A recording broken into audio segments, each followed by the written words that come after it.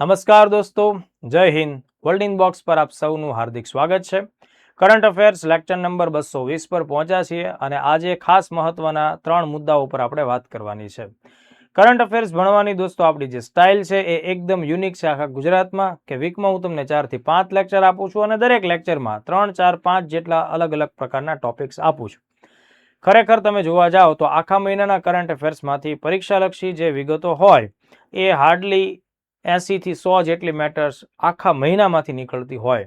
પરીક્ષાઓ જ્યારે નજીક આવે છે ત્યારે હું તમને આ છેલ્લા 5 થી 6 મહિનાને ધ્યાનમાં રાખીને મોટા લેક્ચર્સ પણ આપતો હોઉં છું અને આવનારા સમયમાં જે તે પરીક્ષાઓ નજીક આવશે ત્યારે એ અંગેની મારી વ્યવસ્થા પણ રહેવાની છે. બીજી વાત કે આ લેક્ચર શ્રેણીની પીડીએફ વિશે આપણે કરી લઈએ.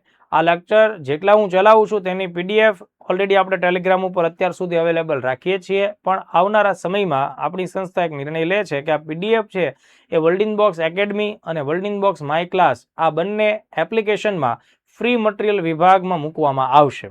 બરાબર, એટલે world inbox academy mobile application જો તમારી પાસે હોય તો તમે તેના ફ્રી મટીરિયલ વિભાગમાં જઈ અને પીડીએફ ડાઉનલોડ કરી શકશો. હા, ત્યાંથી એ ડાઉનલોડ થઈ શકશે, પ્રિન્ટ પણ તમે કાઢી શકશો. એવી જ રીતે વર્લ્ડ ઇનબોક્સ માય ક્લાસના પણ ફ્રી મટીરિયલ વિભાગમાં જઈ અને ત્યાં તમને મારું ફોલ્ડર મળશે કરંટ અફેર્સનું. એ કરંટ અફેર્સમાં તમે એ ફોલ્ડરમાં પીડીએફો જમા થશે, તમે ત્યાંથી ડાઉનલોડ કરી અને પ્રિન્ટ કાઢી શકશો. આજના લેક્ચરમાં જે સૌથી પહેલો મુદ્દો આપણે ચર્ચામાં લેવો છે એ ખૂબ ઉપયોગી મહત્વનો ભારત સરકારનો, કેન્દ્ર સરકારનો મુદ્દો છે. કેન્દ્ર સરકારે આજથી 3-1 વર્ષ પહેલા એક બહુ જ મહત્વની પહેલ લોન્ચ કરી હતી, શરૂ કરી હતી 2023માં 31મી ઓક્ટોબરના દિવસે. કેન્દ્રીય સરકારનું જે રમતગમત અને યુવા બાબતોનું મંત્રાલય છે એના માધ્યમથી એ પહેલ લોન્ચ થયેલી છે જેનું નામ છે માય ભારત પ્લેટફોર્મ.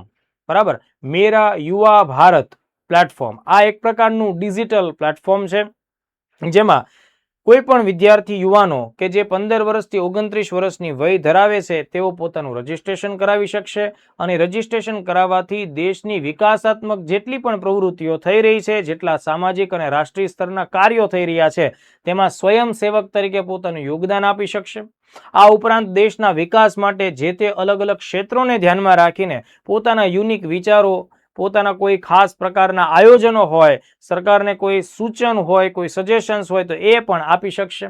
એટલે અત્યાર સુધી સરકાર એવું ઈચ્છે છે કે ભાઈ અત્યાર સુધી યુવાનોની ભૂમિકા દેશના નિર્માણમાં જે પણ રહી હોય, પણ હવે આ દેશનો યુવાન ભારત સરકારની વિકાસ યાત્રામાં ભાગીદાર બને, ટીમ વર્ક કરે, લીડરશિપના ગુણો તેના વિકાસ પામે અને આ ઉપરાંત જે અલગ અલગ જરૂરી શિક્ષણ હોય તો એ પ્રકારના શિક્ષણ પ્રાપ્ત કરે, નોકરી માટેની અરજીઓ પણ અહીંયા કરી શકે છે, તો સારો એવો ડેટાબેઝ પણ ભેગો થાય. એટલે સ્વ વિકાસ છે નાગરિકોનો, યુવાનોનો અને સાથોસાથ રાષ્ટ્રનો વિકાસ પણ અહીંયા જોવા મળશે. તો આ જે આખી બાબત છે એ માય ભારત પ્લેટફોર્મ છે.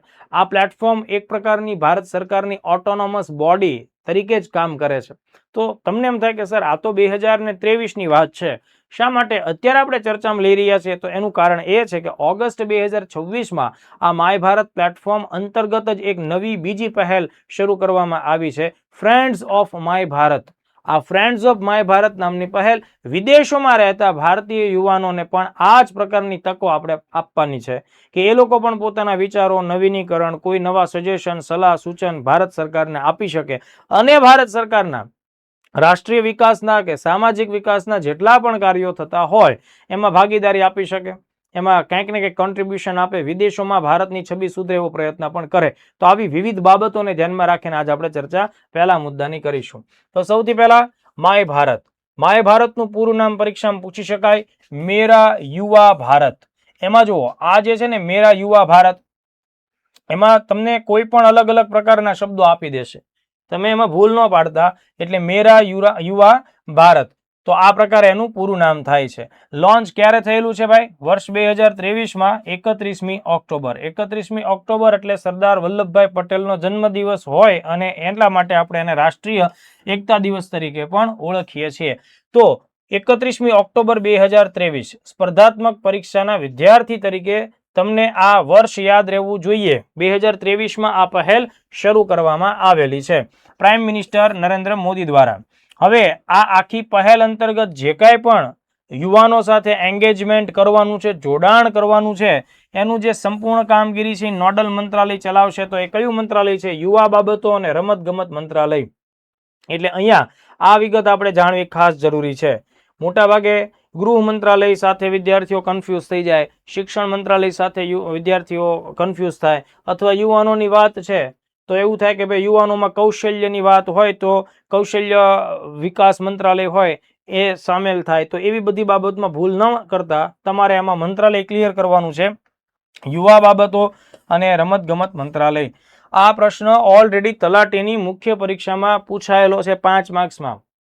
માય ભારત પ્લેટફોર્મ ઉપર નોંધ લખો, આ ઓલરેડી પરીક્ષામાં પૂછાયેલો ક્વેશ્ચન છે.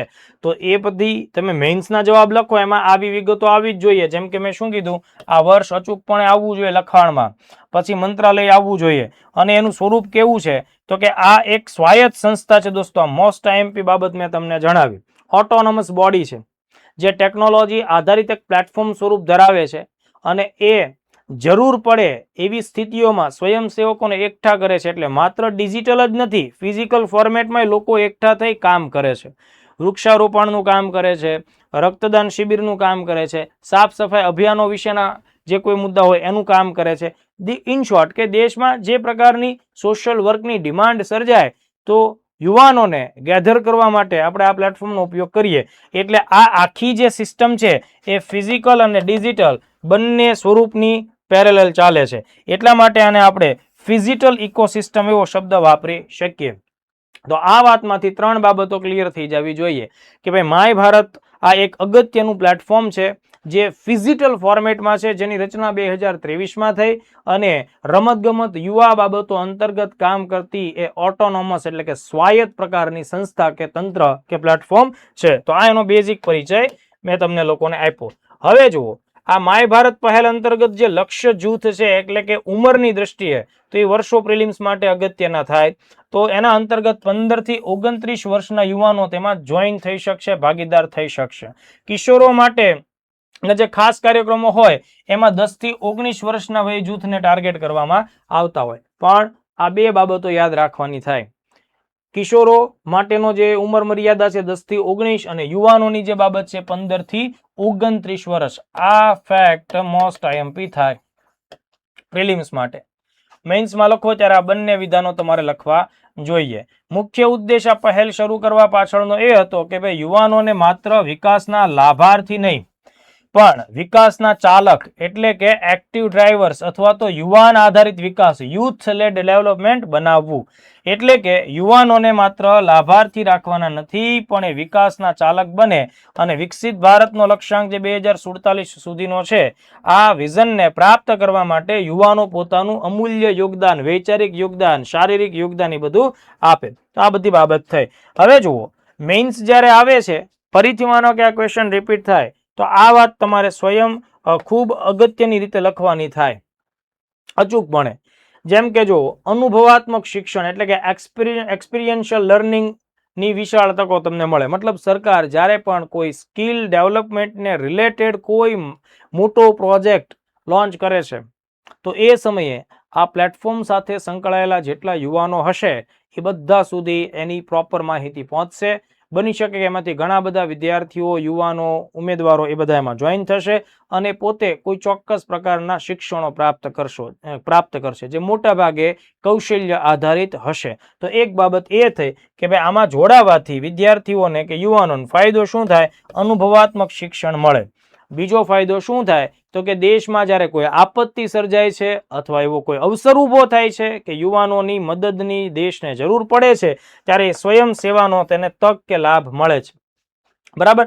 એટલે જે વિસ્તારમાં જરૂરિયાત હશે એ વિસ્તારની નોટિફિકેશન મુજબ તમે પોતાની ભાગીદારી નોંધાવી શકશો, અને સ્વયં સેવાનો લાભ મળે છે તો સાથે તમને લીડરશિપ એટલે કે નેતૃત્વ પણ મળે છે. તો લીડરશિપ ડેવલપમેન્ટની તક પણ આવીને ઊભી રહે છે. એ સિવાય તમે જે શિક્ષણ મેળવ્યું છે, તમારી પાસે જે સ્કિલ છે એના આધાર ઉપર તમારો એક રિઝ્યુમ CV તૈયાર થાય છે, અને એ ડેટાબેઝ છે એનો ઉપયોગ સરકાર અન્ય કંપનીઓ સાથે કરીને તમને નોકરી પણ આપે છે. નોકરીની તકો અથવા નોકરીનું સાચું યોગ્ય સરનામું તમારી લાયકાતના આધાર ઉપર તમને પ્રોવાઈડ કરે છે. એટલે અહીંયા સેન્ટ્રલાઇઝ યુથ ડેટાબેઝ અને ડેટાબેઝ મળે, ફ્રી સીવી બિલ્ડર ટૂલ પણ તમને મળે છે.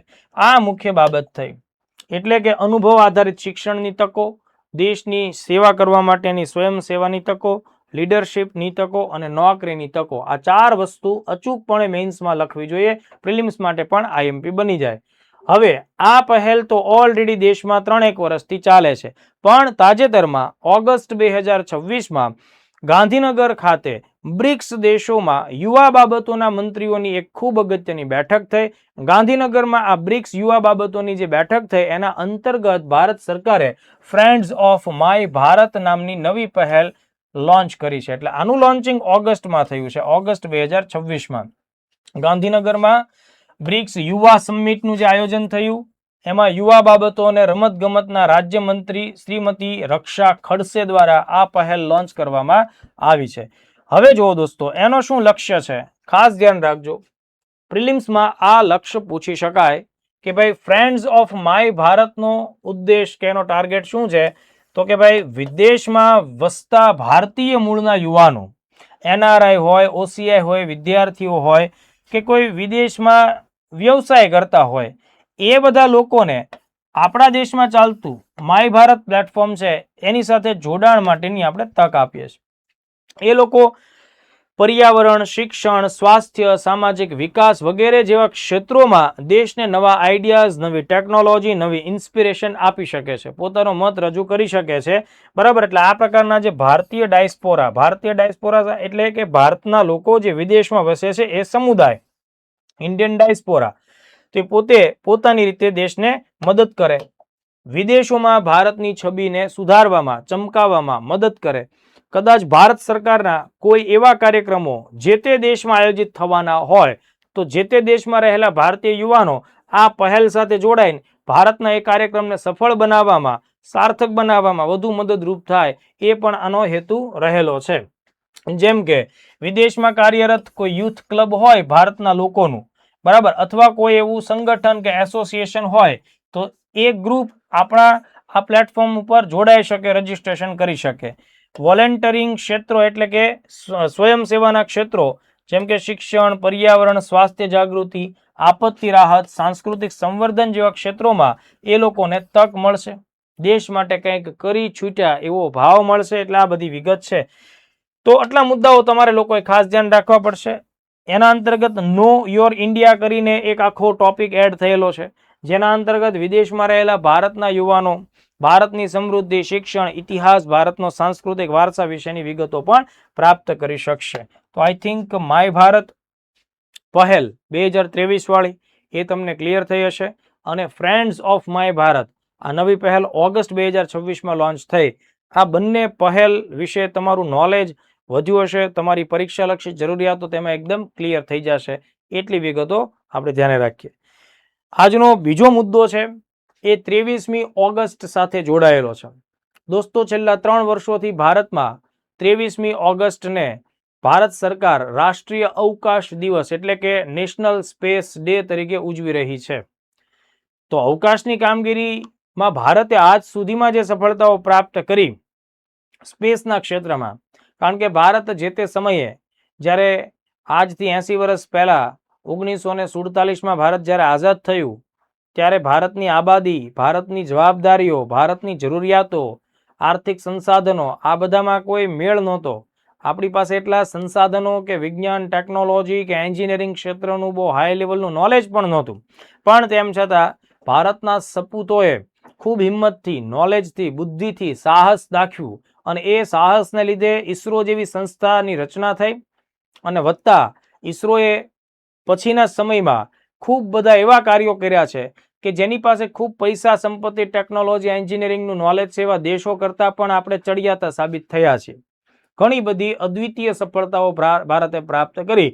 મંગળ ગ્રહ ઉપરનું સૌથી પહેલું સફળ પહેલી ટ્રાયલનું અભિયાન આપણું રહેલું છે. ચંદ્ર ઉપર પાણીની શોધ, ચંદ્ર ઉપર પહેલીવાર સોફ્ટ લેન્ડિંગ, આ બધા કાર્યો ભારતે અત્યાર સુધીમાં પાર પાડ્યા છે. સેંકડો ઉપગ્રહો લોન્ચ કર્યા છે. ભારતે જાતે આત્મનિર્ભર બની અને પ્રક્ષેપણ યાનો બનાવ્યા છે. તો એ ઇતિહાસ બહુ લાંબો છે.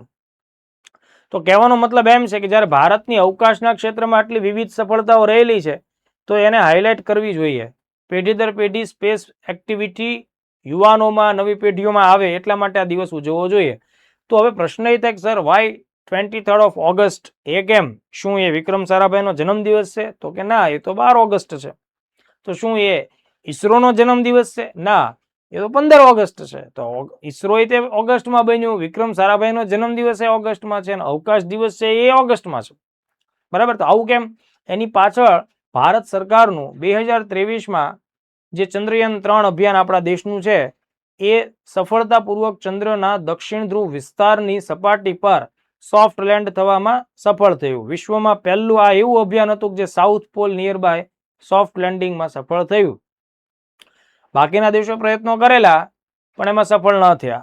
બીજા બધા ચંદ્રના એરિયા ઉપર કામમાં સફળ થયા, પણ સાઉથ પોલ જે એકદમ ડાર્ક એરિયા છે અને પૃથ્વીની સપાટી ઉપરથી જોઈ શકાતો નથી આવો એરિયા છે, આ કામ થયું. ધેટ્સ વાય 2024માં આપણે પહેલી વાર 23 ઓગસ્ટને રાષ્ટ્રીય અવકાશ દિવસ મનાવ્યો, પછી 25માં બીજી વાર, અને હવે આપણે આ વર્ષ 2026માં ત્રીજી વાર આ દિવસને ઉજવી રહ્યા છીએ. તો પરીક્ષામાં ખાસ મહત્વનું છે, ધ્યાન રાખજો. દર વર્ષે 23મી ઓગસ્ટ રાષ્ટ્રીય અવકાશ દિવસ એટલે કે નેશનલ સ્પેસ ડે તરીકે ઉજવવામાં આવે છે. અને વર્ષ 2026માં ભારત કેટલામો? તો કે ત્રીજો રાષ્ટ્રીય અવકાશ દિવસ ઉજવશે. તો આ ફેક્ટ ઘણા બધા મહત્વના ડેટા તમને આપે છે. હવે પ્રશ્ન એ છે કે આ ઉજવણીનું મુખ્ય કારણ શું? મુખ્ય કારણ એ છે 23મી ઓગસ્ટ 2023 આ વર્ષ ભૂલતા નહીં. બની શકે સીસી ની અંદર 1 માર્ક્સ કે 2 માર્ક્સમાં આવો સવાલ મેન્સમાં આવે. એમસીક્યુ તો આવે જ તે, પણ આવો મેન્સમાં પણ પ્રશ્ન આવે કે આ દિવસ ઉજવવા પાછળ કઈ ઘટના જવાબદાર છે. 1 માર્ક્સમાં 2 માર્ક્સમાં સવાલ આવી ગયો ત્યારે આપણી પાસે જવાબ હોવો જોઈએ કે ભાઈ 23 ઓગસ્ટ 2023ના રોજ ભારતનું ચંદ્રયાન 3 અભિયાન, આ એમસીક્યુમાં પ્રેફરેબલ ક્વેશ્ચન થાય. કયું અભિયાન? ચંદ્રયાન 3 અભિયાન. આ મિશનના વિક્રમ નામના લેન્ડરે ચંદ્રના દક્ષિણ ધ્રુવ નજીક સફળ સોફ્ટ લેન્ડિંગ કર્યું હતું. આ 10 થી 20 શબ્દમાં આદર્શ જવાબ થઈ જાય. તો આમાં તમે તારીખ, વર્ષ, કયું મિશન અને એનું લેન્ડર જેનું નામ હતું વિક્રમ, તેણે ચંદ્રમાં કયા ભાગમાં? દક્ષિણ ધ્રુવ ઉપર સફળ સોફ્ટ લેન્ડિંગ કર્યું હતું. માત્ર ચંદ્ર ઉપર લેન્ડિંગ કર્યું, આ જવાબ અધૂરો કહેવાય. પરફેક્શન ક્યાં છે? South pole. એ અચૂક આવવો જોઈએ આ શબ્દ. આ ન હોય તો જવાબમાં 1 માંથી 1 માર્ક્સ ન મળે. પણ તમે એમ કહો સર ચંદ્ર ઉપર જ કર્યું હતું ને, મેં આમાં શું ખોટું લખ્યું છે? તે ખોટું નહીં, અધૂરું લખ્યું છે. ચંદ્ર ઉપર જ લેન્ડિંગ થયું છે, વાત 100% સાચી છે, પણ તારો જવાબમાં અધૂરપ છે. તારા જવાબની અંદર જે જરૂરિયાતના કીવર્ડ્સ હોવા જોઈએ એ ખૂટે છે, એટલે તને માર્ક્સ આમાં અડધો પોણો માર્ક્સ જે કાંઈ મળ્યો અથવા અડધો પોણો માર્ક્સ કપાણો, એ એટલા માટે કપાણો છે. આ વાત આપણે ધ્યાને રાખવી પડે. એટલે પહેલી બાબત આ સાથે ભારત ચંદ્રના દક્ષિણ ધ્રુવ ઉપર લેન્ડ કરનારો વિશ્વનો પ્રથમ દેશ બન્યો અને ચંદ્ર ઉપર સોફ્ટ લેન્ડિંગ કરનારો વિશ્વનો ઓલ ઓવર ચોથો દેશ બન્યો. અમેરિકા, રશિયા અને ચીન આપણા પહેલાના સમયમાં ચંદ્ર ઉપર પોતાનું અભિયાનને શાંતિથી ઉતારવામાં સફળ રહ્યા હતા, પણ એ પૈકી કોઈ દેશ દક્ષિણ ધ્રુવ ઉપર નહોતો પહોંચ્યો સોફ્ટ લેન્ડિંગમાં. India became the very first nation to do that, કે ભારતે પહેલી વાર આ કામ કર્યું. તો આ આટલા ફેક્ટ ઉપરથી આપણે યાદ રાખવું પડે. હવે આ જ વાત ઉપરથી મેઇન્સનો બીજો સવાલ બને, ચંદ્રયાન 3 મિશનની સફળતા અદ્ભુત હતી વિશ્વ સ્તરે, કેવી રીતે? તો મેં તમને કીધું છે એ જ વાત કહેવાની, દક્ષિણ ધ્રુવ પર લેન્ડ કરનારો વિશ્વનો પહેલો દેશ, તો આની અદ્ભુત સફળતા કહેવાય. હવે આટલી સફળતા મળી ગઈ એટલે પ્રાઇમ મિનિસ્ટર મોદી સાહેબે વર્ષ 2023માં જ આ તારીખને પછીના વર્ષથી રાષ્ટ્રીય અવકાશ દિવસ બનાવવાની જાહેરાત કરી છે. આ વાત એમણે કરી. જે જગ્યા ઉપર ચંદ્રયાન 3નું વિક્રમ નામનું લેન્ડર સોફ્ટ રીતે લેન્ડ થયું એ જગ્યા છે, એને આપણે શિવ શક્તિ બિંદુ એવું નામ આપ્યું છે. મતલબ ભારત સરકારે શિવ શક્તિ પોઈન્ટ જાહેર કર્યો. એવું નહોતું કે ચંદ્ર ઉપર આપણો આ પહેલો જ પ્રયત્ન હતો, ત્રીજો પ્રયત્ન હતો. એના પહેલાનો 2019ના વર્ષનો જે પ્રયત્ન હતો ચંદ્રયાન 2, એ તો નિષ્ફળ ગયું હતું, એમાં આપણને સોફ્ટ લેન્ડિંગમાં સફળતા નથી મળી. પણ ચંદ્રયાન 2 જે સ્થાન ઉપર ક્રેશ થયું હતું, અથડાઈને તૂટી ભાંગી ગયું હતું, એ જે જગ્યા હતી એના માટે આપણે તિરંગા પોઈન્ટ શબ્દ જાહેર કરેલો છે. સફળતા માટે શિવ શક્તિ પોઈન્ટ, જ્યાં આપણું અગાઉનું મિશન ફેલ ગયું હતું, એ તિરંગા પોઈન્ટ તરીકે ધ્યાને રાખવાનું. તો આ મૂળ વાત થઈ ગઈ. હવે આપણે આવીએ થીમ ઉપર કે સર આ વખતની રાષ્ટ્રીય અવકાશ દિવસની થીમ શું છે. તો જો દોસ્તો, આ ત્રીજો દિવસ છે સૌથી પહેલા 2024માં ઉજવ્યું ત્યારે પહેલા વર્ષની થીમ હતી touching lives while touching the moon, India's space saga. ભારતની અવકાશ કહાનીની જુબાની છે, સાક્ષી છે આ ઘટના કે ભાઈ જ્યારે આપણે ચંદ્રની સપાટી ઉપર સ્પર્શ કરીએ છીએ ત્યારે એ માત્ર ચંદ્રની નહીં પણ સમગ્ર જીવનને સ્પર્શ કરીએ છીએ એવી વાત છે. પછીના વર્ષે 2025માં આર્યભટ્ટ ટુ ગગનયાન. આર્યભટ્ટ આમ જોવા જાવ તો ભારતમાં પ્રાચીન ગુપ્તકાળ સમયના એક ખૂબ જ તત્વચિંતક અને વત્તા ખગોળવિદ ગણિતજ્ઞ હતા. તો એના નામ ઉપરથી આપણે પહેલો સેટેલાઇટ 1975માં જે લોન્ચ કર્યો એનું નામે આર્યભટ્ટ હતું. એટલે આ આર્યભટ્ટ તમે લોંગ ટર્મથી લઈને અત્યાર સુધીની કહાની સાથે જોડી શકો. Aryabhatta to Gaganyaan, ancient wisdom to infinite possibilities. ભારતના પ્રાચીન સમયથી આ ક્ષેત્રનું નોલેજ છે અને હવે આગળ એની સંભાવના અનંત છે એ રીતની થીમ હતી. આ જૂની થીમ છે. તમે આની પર ફોકસ કરો. 2026ની થીમમાં બે બાબત ખાસ મહત્વની છે. આત્મનિર્ભર ભારત અથવા ટુવર્ડ્સ વિકસિત ભારત. વિકસિત ભારત ઉપર ખાસ ફોકસ કરવાનું છે અને ગ્લોબલ સ્પેસ લીડરશિપ. આ બે શબ્દો મોસ્ટ એમ. વિકસિત ભારતને પ્રાપ્ત કરવું છે અને માત્ર વિકસિત ભારતને જ પ્રાપ્ત કરવું છે એવી વાત નથી દોસ્તો. આપણે વૈશ્વિક સ્તર ઉપર અવકાશના ક્ષેત્રમાં નેતૃત્વ પણ પૂરું પાડવું છે. એટલે towards Viksit Bharat, innovating, collaborating and aspiring to global space leadership. Bharat વિકસિત બનશે તો એનાથી ગ્લોબલ સ્પેસ લીડરશિપ માટે જે કાંઈ પણ આપણે કામ કરવાનું છે, ઇનોવેશન લાવવાનું છે, વિદેશો સાથે કોલાબરેશન કરવાનું છે, નવી પ્રેરણાઓને તક આપવાની છે, એસ્પાયરિંગ, તો એ બધું જ કામ થશે. એટલે આ વખતની આ થીમ છે. એટલે ફરીથી મોસ્ટ એમપી રાષ્ટ્રીય અવકાશ દિવસ 2026ની થીમ પરીક્ષામાં પૂછાય તો આ તમારો જવાબ હોવો જોઈએ. Towards Viksit Bharat, innovating, collaborating and aspiring to global space leadership. ચલો, તો આ બધી બાબતો આપણે ચર્ચામાં લીધી છે. લાસ્ટ આજનો એક ટોપિક લેવાનો છે જે ભારત અને અમેરિકા સાથે જોડાયેલો છે, નૌસેના સાથે જોડાયેલો છે.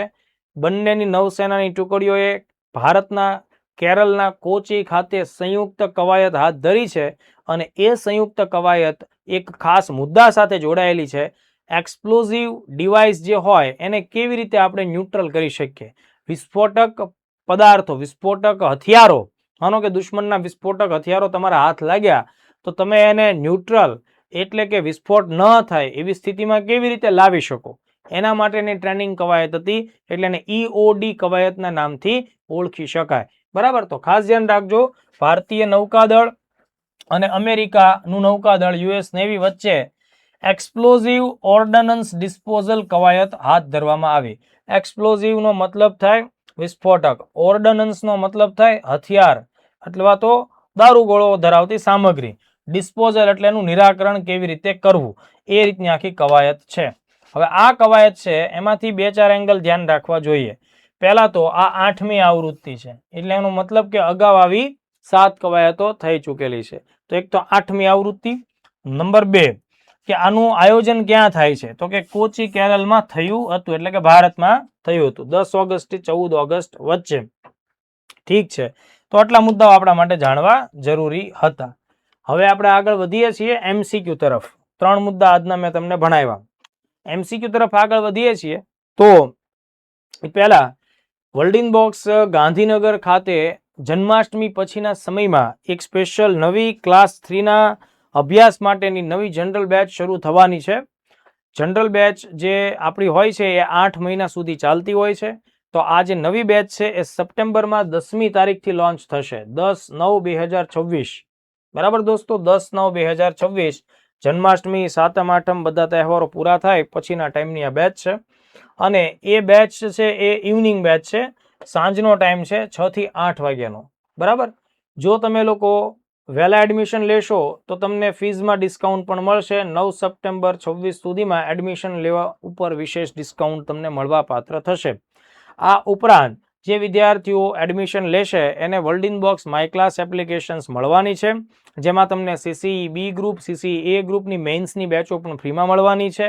આ ઉપરાંત ભવિષ્યમાં જે PSI પોલીસ કોન્સ્ટેબલની પરીક્ષાઓ આવશે તો એના માટે ફિઝિકલ ટ્રેનિંગ વગેરે પણ તમને નિઃશુલ્ક રીતે મળશે. તમામ પુસ્તક, મટીરિયલ, સાહિત્ય એકેડમી તરફથી દોસ્તો પ્રોવાઈડ થશે. વર્ગ 3ની તમામ પરીક્ષાઓમાં કામ લાગે એ મુજબના તમામ વિષયોનો નિષ્ણાત ફેકલ્ટીઓ દ્વારા અભ્યાસ થશે.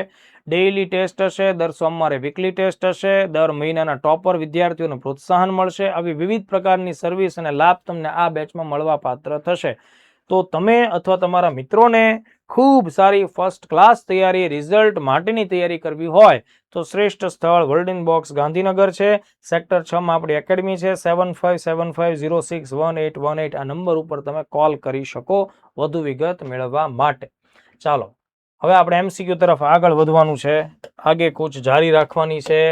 સૌથી પહેલો ક્વેશ્ચન મેં તમને આપેલો છે, કેન્દ્ર સરકાર દ્વારા ઓક્ટોબર 2023માં લોન્ચ કરાયેલ માય ભારત પ્લેટફોર્મનું પૂરું નામ જણાવો. બરાબર, જો થઈ જાય વહીવટ. માય યંગ ભારત, મેરા યુવા ભારત, મિશન યુવા ભારત, મેરા યુથ ભારત. તો મેરા યુવા ભારત બી ઓપ્શન એ તમારો સાચો જવાબ થાય. એટલે આ MY છે, મેરા યુવા અને ભારતનું ભારત, આ રીતેનું પૂરું નામ આવે. ઓપ્શન જોઈ લો, ઓપ્શન કેટલા નજીકના જ છે. થોડું ઘણું રીતે આડાવડું વંચાઈ ગયું અથવા તો રિવિઝન ન થયું એટલે અહીંયા તમે સીધા ફસાઈ જાઓ અને એકદમ ઇઝી ક્વેશ્ચન્સ તમારા હાથમાંથી જતો રહે. અને પછી એના જે રીતની પરીક્ષા હોય 0.25 કે 0.33 વાળી પરીક્ષાઓ જે રીતે હોય એમાં તમારા માર્ક્સ જાય.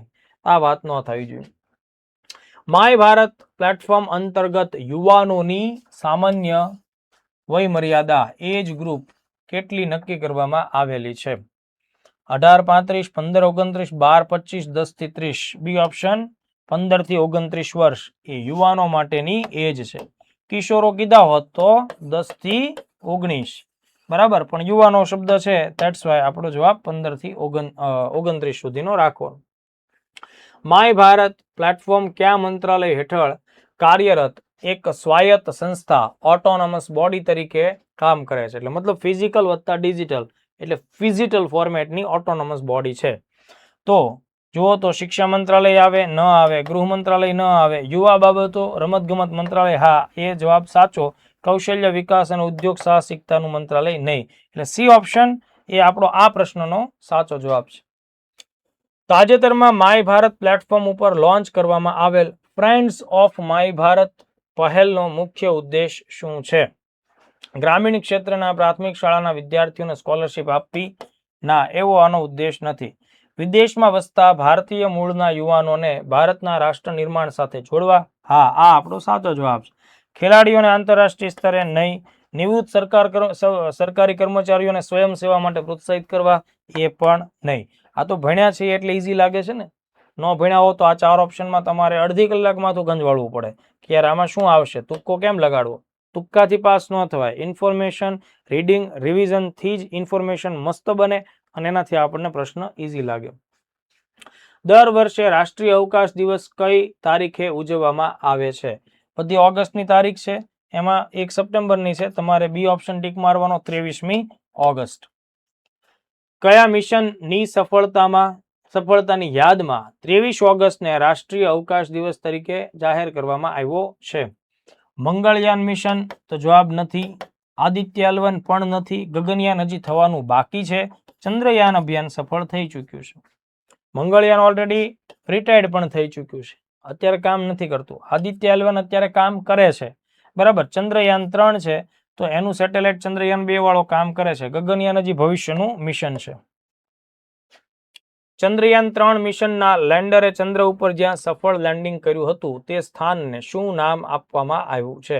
તો અહીંયા પહેલા જોવાનું કે મને ચંદ્રયાન 3 પૂછ્યું છે કે ચંદ્રયાન 2 પૂછ્યું છે.